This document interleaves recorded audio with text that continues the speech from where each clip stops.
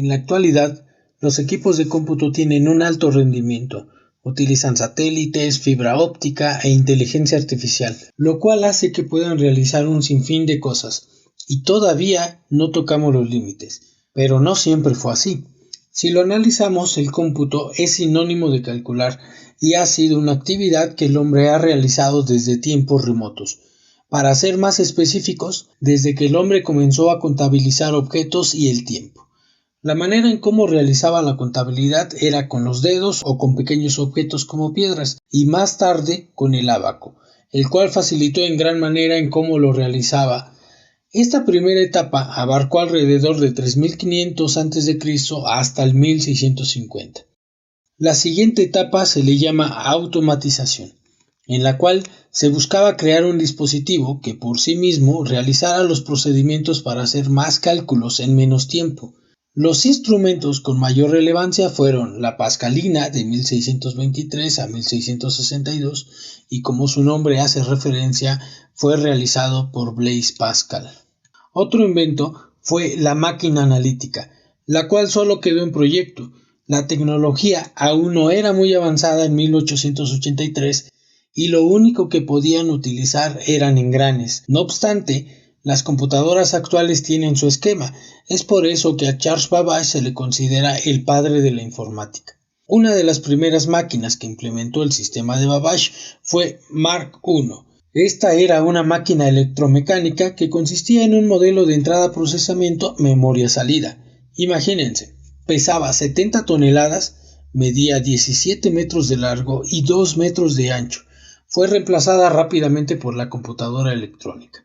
Otra máquina de grandes dimensiones fue la ENIAC. Era un proyecto de Estados Unidos y su objetivo era medir las proyecciones. Tenía un peso de 30 toneladas.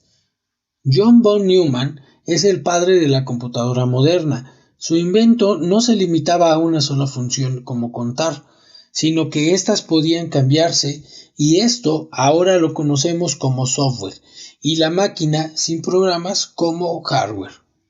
Prosigue la computadora moderna y ésta se divide en generaciones.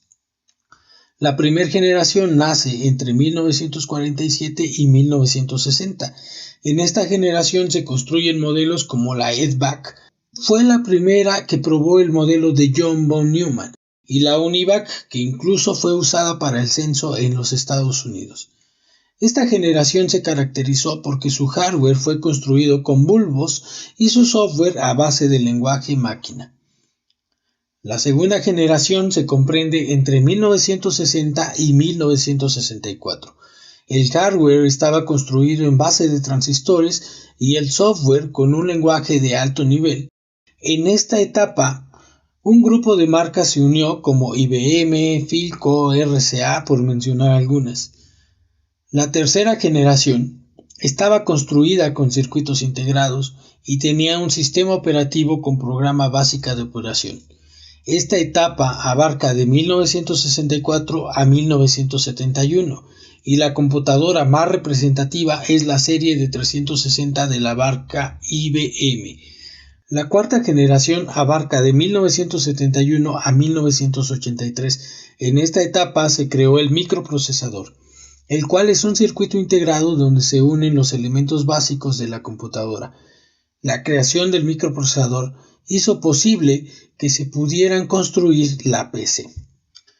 La compañía Intel crea el primer chip de 4 bits. En esta generación, las primeras microcomputadoras fueron creadas por IBM y Apple. En la quinta generación aparece la red de redes, o también llamada Internet. Es ahí donde se ve un gran avance, ya que también aparecen las máquinas portátiles y los dispositivos de almacenamiento como el CD.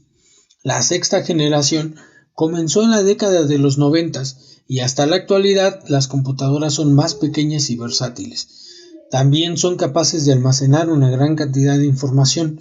La mayoría de las personas hacen uso de una computadora. En la actualidad, una computadora es una herramienta indispensable para el ser humano.